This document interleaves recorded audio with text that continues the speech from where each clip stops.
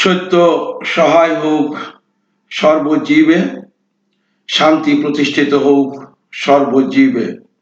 সম্মানিত সুধী, যারা মুর্শিদ হতে চান তাদের জন্য আমার এই ধারাবাহিক কার্যক্রম।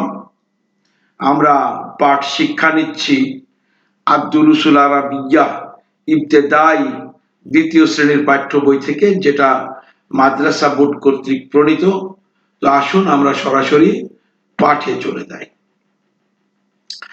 আমরা ইতিপূর্বে যেটুকু পড়েছি তার এখন তাদরিবাতুন অর্থাৎ অনুশীলনী। এইটুকু আকরাউ ও আক্তুবু পড়ি এবং লিখি।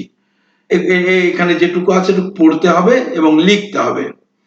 ইশারাতুল মুরুরি তাকুল, মানে পরিযান সংকেতে বলে কেপ মানে থামো, কেপ থামো। ফাদ্দাউ আহমারু, ফা মানে ফা মানে অতঃপর, আর দাউ অর্থাৎ আলোকিত হয়, আলো হয়। কোন আলো হয়? আহমারু লাল আলো হয়। তখন অতঃপর লাল আলো হয়। যখন লাল আলো হয় তখন বলে যে থামো।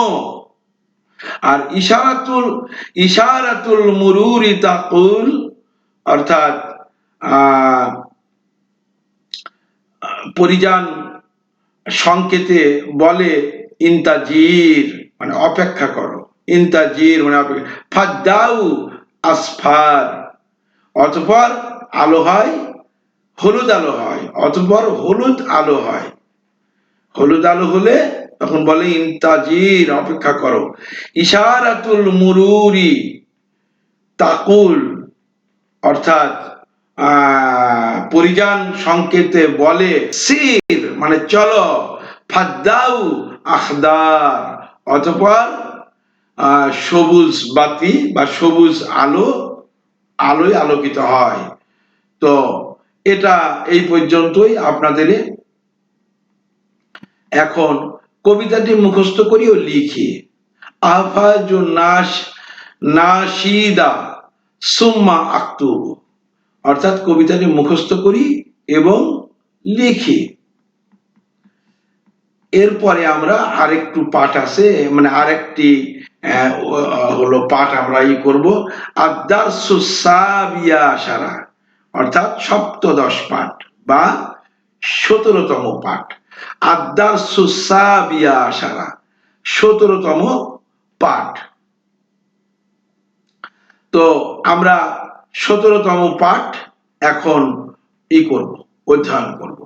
তো 17তম পাঠে আমরা কি করব? 17তমে আশ-শুহুরু অর্থাৎ মাস। আশ-শুহুরু মানে মাস, মাসগুলি কিসের? আল হিজরিয়াতি, আল হিজরিয়াতু অর্থাৎ হিজরি মাস, হিজরি মাসগুলি। হিজরি মাস কি? রাসূল পাক সাল্লাল্লাহু আলাইহি ওয়াসাল্লাম যেদিন মক্কা থেকে মদিনায় হিজরত করেছিলেন, সেই হিজরি ওই তারিখ থেকে আরবি যে চন্দ্র মাস গণনা করা হয় চাঁদ হিসাবে, সেই চন্দ্র মাসের মাসগুলির নাম। তো আঞ্জুরু ওয়াস্তামিউ ওয়াকরাউ, দেখি, শুনি ও পড়ি। তো আরবি প্রথম মাসের নাম হচ্ছে মুহাররামুন মানে মুহাররাম, মুহাররম। সফর, সাফারু অর্থাৎ সফর, সাফারু অর্থাৎ সফর।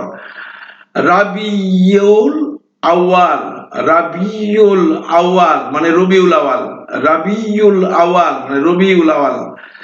রাবিউস সানি অর্থাৎ রবিউস সানি, রাবিউস সানি অর্থাৎ রবিউস সানি। জুমাদিয়া, জুমাদিয়াল উলা, জুমাদিয়াল উলা অর্থাৎ জুমাদাল উলা বা জমাদিউল আউয়াল। তারপরে জুমাদা, জুমাদা সানিয়াত অর্থাৎ হলো জমাদিউস সানি বা জুমাদা সানিয়া বা হলো জমাদিউস সানি। তো এটা তারপরে হলো রাজাবুন অর্থাৎ রজব, রাজাবুন অর্থাৎ রজব, শাবানুন, শাবানুন মানে সাবান, শাবানু মানে সাবান, রামাদানু রমজান, রামাদানু রামাদান বা রমজান, শাওয়ালু শাওয়াল, শাওয়ালু শাওয়াল, তারপরে জুলকাদাতি, জুলকাদাতি অর্থাৎ জিলকদ, জুলকাদাতি বা জুলকাদা বা জিলকদ, জুল হিজ্জাতি, জুল হিজ্জাতি মানে জুল হিজ্জা বা জিলহজ। তো সেখানে আমরা কি করব, এটা আরবি এবং বাংলা দুটি দেয়া আছে।